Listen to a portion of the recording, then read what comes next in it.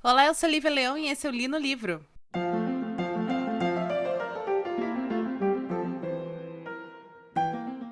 Então, o livro de hoje é mais uma biografia do maravilhoso Paulo Rezzutti, um autor que eu adoro, pessoa super fofa, sempre me responde no Twitter quando eu falo com ele. Tem um Instagram super legal também. Ele tem um canal no YouTube maravilhoso, onde ele sempre fica comentando, dando pequenas aulas sobre a história brasileira e mundial. Ele comenta também seriados, como por exemplo a Imperatriz, que ele tem a Cláudia Witt, acho que é o nome da moça é Cláudia Witt, que tem uma especialização ali, tem um conhecimento muito vasto sobre ser imperatriz. Então, enfim, Paulo Rezzutti, maravilhoso, querido. Li dele o Dona Leopoldina, uma história não contada, primeira imperatriz brasileira. E hoje trago-vos a outra, Marquesa de Santos, Domitila de Castro, em um audiobook que o serviço de audiobooks que eu assino estava disponibilizando ali pra gente, que eu não vou passar mais o nome, porque eles não querem me patrocinar, não querem nem dar uma assinatura gratuita. Então, encontrem o serviço de audiobook favorito de vocês aí, e quem sabe tenha, mas também compre o livro do Paulo Rezzutti, que é um fofo querido. E a gente vai fazer uma conversa muito mais sobre o que essa biografia me trouxe como entendimento, como uma mulher feminista, né, como eu me autoproclamo, do que a história da Marquesa em si. A Marquesa tem uma história muito rica, ela viveu muitas coisas, então é muito complicado eu passar aqui para vocês detalhes da biografia dela. O que eu quero realmente conversar com vocês é uma coisa que o Rezzutti faz muito bem com a Leopoldina também, que acho que até comentei no episódio dela, que foi minha primeira biografia em livro lida, né? Foi a da Leopoldina, e tinha uma coisa muito legal, porque ele conseguiu fazer nessa biografia com que eu não olhasse mais para Leopoldina como sendo a primeira imperatriz, né? A primeira esposa de Dom Pedro, ou a figura ali na capa do meu caderninho que eu comprei quando eu fui lá no Museu do Ipiranga pela primeira vez. Ele me fez ver a Leopoldina como uma mulher, e como uma mulher precisou tomar decisões no cenário em que ela estava inserida para sobreviver e para garantir então o legado dela, que na cabeça de uma mulher daquela época seriam os seus filhos. Com a Marquesa de Santos, ele vai fazer a mesma coisa. Eu sabia pouquíssimo da Marquesa antes, porque devido a ter lido a biografia da Leopoldina, eu tomei um pequeno ranço dela. Mas o meu grande lance com essa biografia da Marquesa não é só isso, conhecê-la como uma mulher, né, entender as escolhas que ela faz, mas ter toda uma reflexão sobre o que uma mulher naquela época precisou fazer para sobreviver e o que uma mulher hoje em dia ainda precisa fazer para sobreviver. Porque a gente está falando, senhoras e senhores, de 1800, né? Deixa eu pegar aqui exatamente a data. Ela vai nascer em 1797 e ela vai casar em janeiro de 1813. Então a gente está falando do começo do século, né, dos anos de 1800.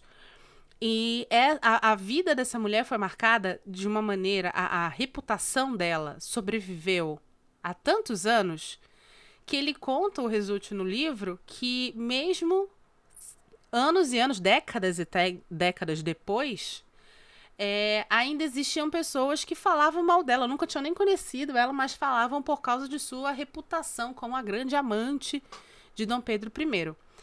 Ou seja, é uma mulher que, acho que a gente já conversou sobre isso aqui, que mais uma vez, é uma mulher em que tem na história a sua imagem perpetuada porque foi contada de homem para homem, né? E a gente tem isso na história. A história, eu já falei isso, ela é feita do homem branco para o homem branco, né? Então, nesse meio tempo, você vai ter a perpetuação do contar uma história, da história com, né, história mundial, história de um país, sendo contada por esse viés. Então, você vai ter mulheres sendo contadas por viés masculinos, ou negros sendo contados por viés masculinos, gays sendo contados por viés masculino e assim sucessivamente. Cabe a nós, pessoas com uma influência intelectual maior, pessoas que têm mais acesso hoje em dia à informação e cavucar sobre, peraí, vamos então dar voz para essas figuras históricas. Eu sempre pego como um grande exemplo sobre esse apoderamento da história o musical Hamilton, né? Que o Lin-Manuel Miranda fala assim, a gente escuta a história da fundação do país no qual nós imigramos ou no país no qual nós nascemos pelo ponto de vista da história que é escrita do homem branco para o homem branco.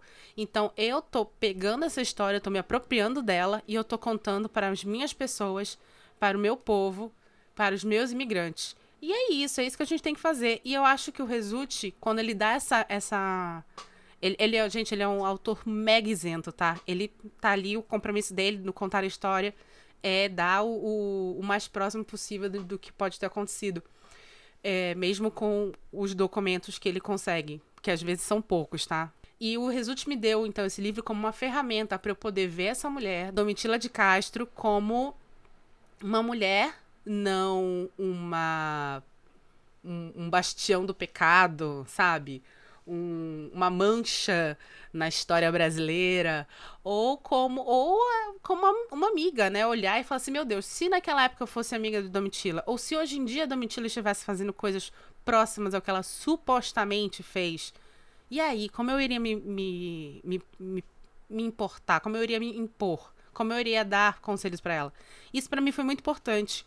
Domitila, ela vai ser uma menina de uma família, ela não era uma mulher rica, ela não era uma grande latifundiária, uma nobre, ela vai se tornar marquesa depois, mas a família dela estava lá, tinha suas terras, seus cantinhos. O que importa pra gente é que Domitila vai casar muito cedo, né? E quando ela casa, ela cai na mão de um homem, de um marido extremamente agressivo e abusivo. E ela tem 3 filhos com esse cara. E é muito louco, né? Porque a gente já começa a conhecer mais ou menos a situação pela qual Domitila passou e que obrigou ela a tomar algumas decisões na vida.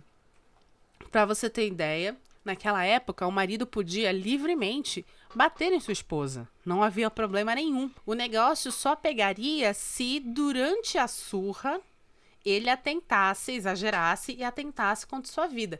Aí sim ela poderia se separar dele.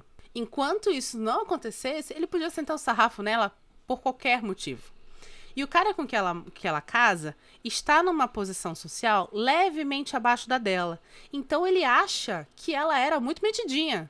Então ele obrigava a ela fazer coisas que para nós, hoje em dia, na nossa sociedade, seriam normais, como, por exemplo, servir a mesa, fazer a comida, mas nós estamos falando em 1813 de um Brasil que tinha escravos. Então, isso na cabeça dele e na cabeça dela e da sociedade eram ações de escravos. E ele fazer com que a esposa fizesse isso, obrigar a esposa a fazer isso, para quebrar o ar dela de superioridade, era, na verdade, uma violência. A gente tem que entender esse tipo de coisa, tá? Ninguém aqui tá passando pano para a escravidão, pelo amor de Deus.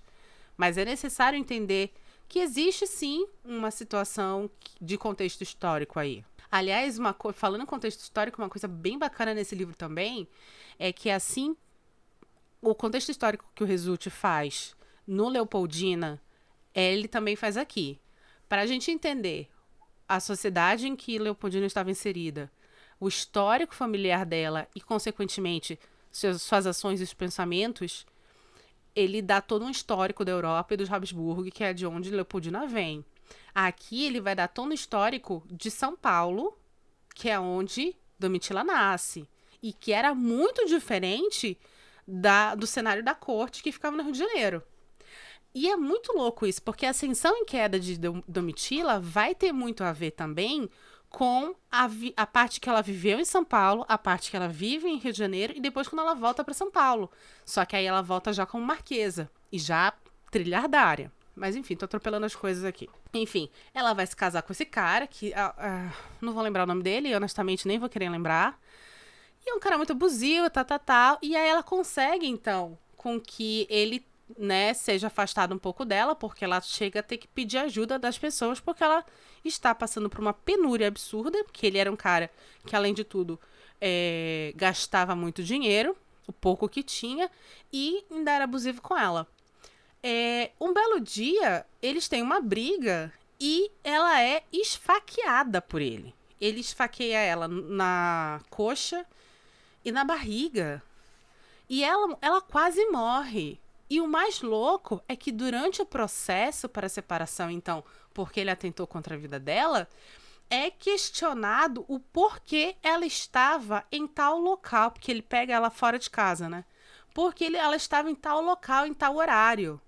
Ah, mas ela foi pegar água. Ah, mas isso é trabalho de escrava. Mulher decente não vai pegar água, não vai trabalhar como escrava.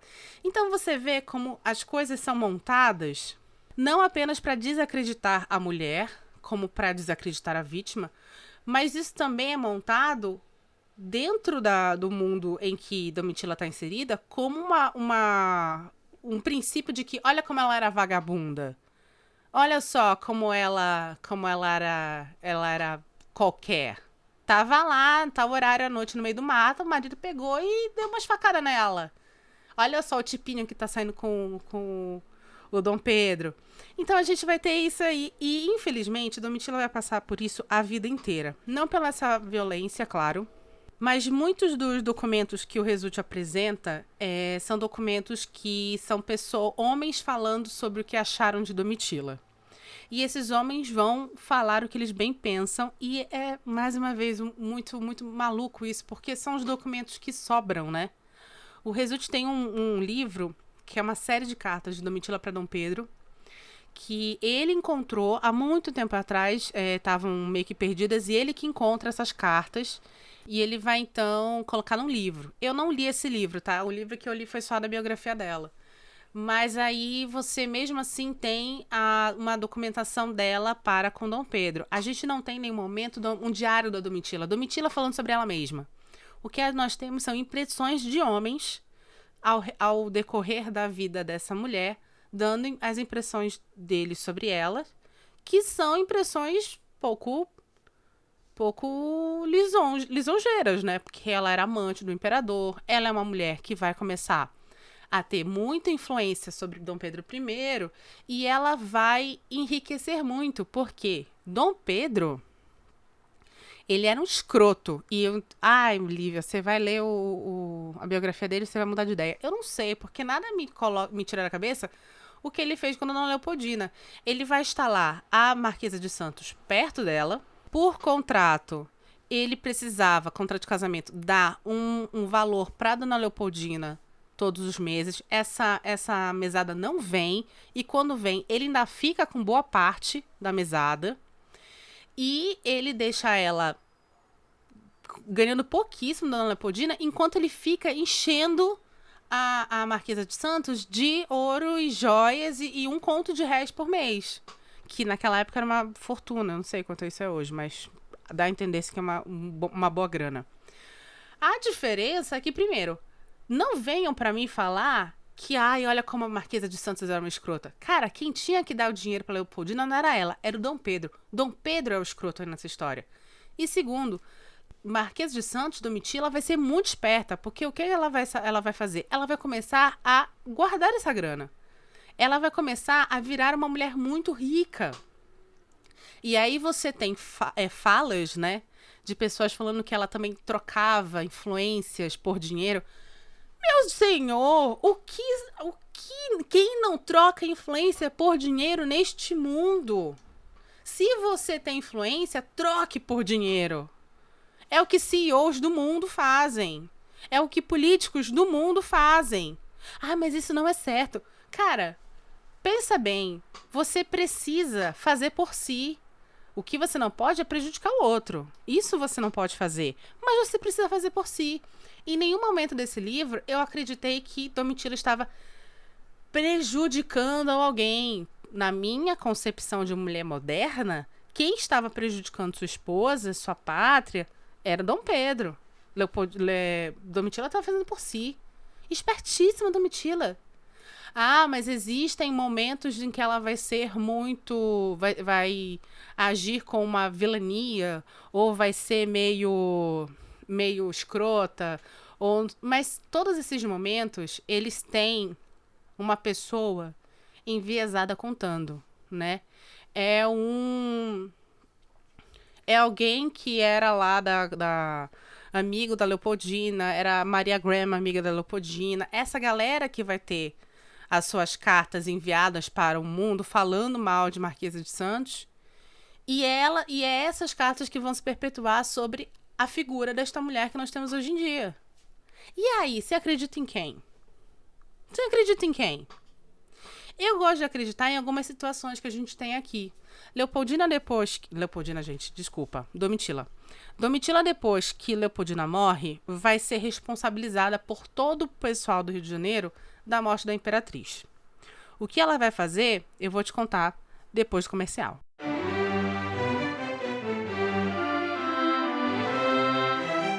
Oi, já já o episódio continua.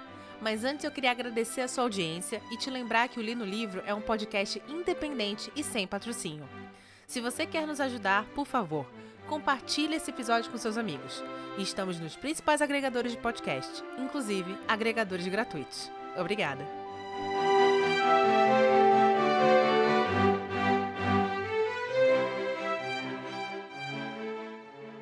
Pois muito que bem, continuando aqui. Leopoldina vai falecer, né? Domitila de Castro vai ser responsabilizada publicamente sobre isso. E quando eu falo publicamente é porque Leopoldina era muito bem quista no Rio de Janeiro. E não era segredo para ninguém do caso que ela tinha que Domitila tinha com Dom Pedro. Porque Dom Pedro não fazia questão de esconder. Dom Pedro, inclusive, em momentos que Domitila tinha sido destratada por alguém na nobreza, fazia questão de punir os nobres. Ele fez questão de fazer com que a Marquesa de Santos trabalhasse diretamente com sua esposa, expondo sua esposa ao escárnio. Dom Pedro levou a Leopoldina e a Domitila para uma viagem na Bahia, para elas ficarem juntas com ele no barco. Gente, pelo amor de Deus, ele era o imperador. É óbvio que ela ia. Ela não ia. Ai, não vou fazer isso por causa da sua esposa. Pelo amor de Deus, gente. Primeiro era um casamento dinástico, né? A gente tem que lembrar disso. Leopoldina casa com Dom Pedro por um casamento dinástico. E segundo, ele era o imperador. Ela não podia perder a boca dela, cara. Ela tinha filho pra criar. Ela tem 14 filhos ao longo da vida. Ela tinha filho pra criar. Ela era uma mulher que o poder dela estava, na verdade, atrelado ao poder do amante. Ela tinha vindo de um casamento extremamente violento. O que você acha que a mulher vai fazer? Se ela gostava ou não do Dom Pedro, eu não li as cartas pra saber. Mas eu não vou botar a mão no fogo de que essa mulher gostava do Dom Pedro. Talvez ela gostasse do que Dom Pedro dava pra ela. Mas, gente, pelo amor de Deus, né? Não vamos ser hipócritas. Enfim, Leopoldina vai falecer. Domitila, todo mundo fica com pé da vida com Domitila. Acho que batem no irmão dela, apedrejam a casa dela, ela tem que meio que sair fugida. Passa-se um tempo e Dom Pedro precisa de uma nova rainha, uma nova imperatriz. E aí vai vir a Dona Maria Amélia, que é uma princesa da Baviera, se eu não me engano. Por quê? Ninguém queria casar com Dom Pedro. Todo mundo sabia os maus tratos, porque a Europa inteira foi amplamente informada por todas as pessoas que estavam no Rio de Janeiro ao redor do Trisal o que estava acontecendo. E simplesmente Dom Pedro esqueceu que o sogro dele era o imperador da Áustria. É óbvio que ele ia se queimar. Mas aí é que tá. Ele vai assumir, putz, fiz merda? Óbvio que não. O que ele vai fazer? Despachar a Marquesa de Santos, grávida de seu último filho dele, para São Paulo. É isso que ele vai fazer. Ele usou essa mulher, ele expôs essa mulher assim como ele expôs sua esposa, né? E agora que o negócio que o caldo entornou, beijo me liga, querida. Beijo me liga. E outra coisa, a dona Maria Amélia, diferente do que a gente né, vê por fotos e por documentos, Dona Leopoldina era muito bonita e jovem, e ele caiu de amores por uma mulher mais jovem do que a Domitila, que não tinha dado luz a, sei lá, 8 filhos já nessa altura do campeonato. Entendeu? E aí? A mulher foi cuspida. Mastigou, cuspiu. Matou uma e se livrou da outra. É isso que o Dom Pedro faz. E cadê as cartas chamando ele de sendo o babaca, o escroto? Não tem. Você tem ali os Andrada, se não me engano, que é uma família que vai se opor a ele, mas sempre é dito que, ou deixa-se claro, que a grande tentação, o grande demônio ali é Domitila, e não Dom Pedro. Dom Pedro é influenciado. Imagina, gente. Pelo amor de Deus, o cara era um imperador.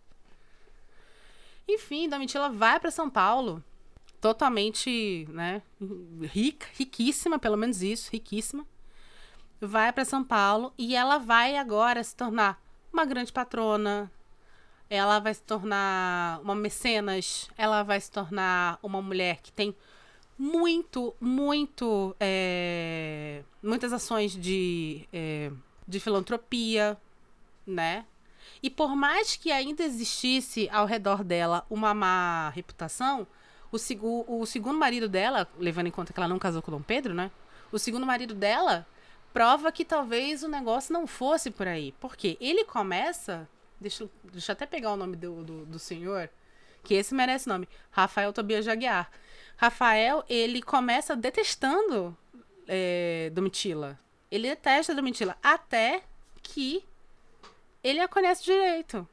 E gostou tanto dela que se casa com a mulher e tem mais filhos com ela. Que ele também vai falecer e vai fazer com que ela fique mais rica do que já era. Então, assim, o que eu absorvi desse livro foi isso. Foi uma mulher que passou por muita coisa nessa vida. Foi uma mulher que entendeu que o mundo é feito por homens para homens. Então, ela falou assim, então se é esse o jogo que eu preciso jogar, eu vou jogar. E foi, e jogou. Né? Teve seus filhos, montou sua fortuna, ajudou quem podia, quem queria.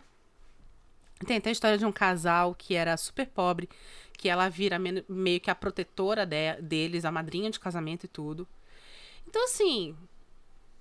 Gente... Como é que você vai julgar uma mulher dessa? Isso me lembrou várias coisas durante a leitura, no caso, a escuta desse livro, né? Eu tive vários momentos de lembrança da escuta desse livro, como, por exemplo... eu trabalhava numa empresa multinacional, que tinha uma vice-presidente que vinha, né, pro Brasil de vez em quando. Ela ficava nos Estados Unidos, mas vinha pro Brasil de vez em quando. E ela era mãe de 3 filhos. Ela tinha um casal de gêmeos, se eu não me engano, e mais um menino. E o comentário era, nossa, quando é que ela vê os filhos dela?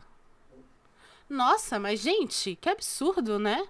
A fulana nunca deve ver os filhos. Será que ela largou os filhos com o pai? Será que é o pai que cria? Nossa, que absurdo. Mas, em compensação, nós tínhamos outro vice-presidente que fazia a mesma coisa, vinha de vez em quando, e ninguém questionava isso. Ninguém questionava isso. Ninguém questiona Dom Pedro, que tinha, inclusive, tinha outras amantes durante o tempo que tinha Domitila como amante principal. Teve filhos com outras mulheres. Ninguém questiona isso. É questionado, sim. Olha como ela tem poder. Recentemente, houve eleições no Brasil. Essa semana, por sinal, aconteceu isso. Houve eleições no Brasil, Lula ganhou, democraticamente, se você não está sabendo. E veio Janja, sua atual esposa, né? Já que a segunda esposa, na verdade, de Dona Marisa faleceu. Janja sua terceira esposa. E Janja é uma mulher socióloga, né? Super super partidária ali do PT, lutando do lado do Lula durante a época que ele estava preso, tal. Enfim, e aí vem uma senhora, uma jornalista, numa bancada de jornalistas da Globo News. E olha que irônico, né? A única jornalista mulher daquela bancada. E ela diz, clara, com todas as letras, que é bom que Janja se limite apenas ao quarto, né? E ela fala isso com todas as letras. E os outros jornalistas que estão na bancada, homens, falam assim, não, olha, o lugar de mulher é onde ela quiser, tal e tal. Mas aí você tem muito claramente qual foi o erro na cabeça da aristocracia brasileira naquela época de Domitila. O erro de Domitila foi não se limitar ao quarto. O erro de Domitila foi ter influência política sobre seu amante imperador. Esse foi o erro de Domitila. Não foi se limitar ao quarto. Porque é isso, né? Usar a mulher tá tudo bem. Trair sua esposa tá tudo bem. Ter 1 milhão de filhos tá tudo bem. Ter poder, ter influência, ganhar dinheiro para fazer sua vida, a vida de seus filhos e de seus netos e de seu legado, isso é demais. Isso é absurdo. Esse é o pecado de Domitila. Enfim, apesar de não... Eu sou uma pessoa extremamente monogâmica, tá, galera? Eu não sou não consigo admirar muito adultério e tal. Mas a gente precisa dar a César o que é de César. Infelizmente, mulheres no mundo inteiro, por motivos ou na nossa cabeça plausíveis ou não, acabam vendo em homens poderosos suas saídas, seus barcos de salvação. A gente não pode julgar isso. Principalmente dentro de uma sociedade tão absurdamente machista como a nossa. Uma sociedade onde mulheres não têm todos as facilidades que homens têm. Mulheres negras têm menos ainda. Mulheres indígenas, então, nem se fala. Nem se fala. Então, a gente não tem como julgar Domitila. Eu, particularmente, não me sinto apta a julgar Domitila. Ao contrário, eu acho que ela fez uma belíssima limonada com os limões que a vida lhe deu. E São Paulo ganha muito com isso. E eu ganho muito com isso ao ler sua biografia por Paulo Rizzuti. E aí, senhoras e senhores, esse foi um Li no Livro. Um Li no Livro meio tenso. Prometo que o próximo livro vai ser mais tranquilo. Se você gostou desse episódio, por favor, compartilhe ele com seus amigos. A gente tá chegando no finalzinho do ano, a gente vai parar, vai voltar só em 2023. Até dezembro a gente ainda tem mais uns episódios, estamos na reta final. Então tá na hora de você compartilhar aí com seus amigos para eles conhecerem o Li no Livro e escutarem os episódios passados, tá bom? Eu sou Lívia Leão e esse foi o Li no Livro.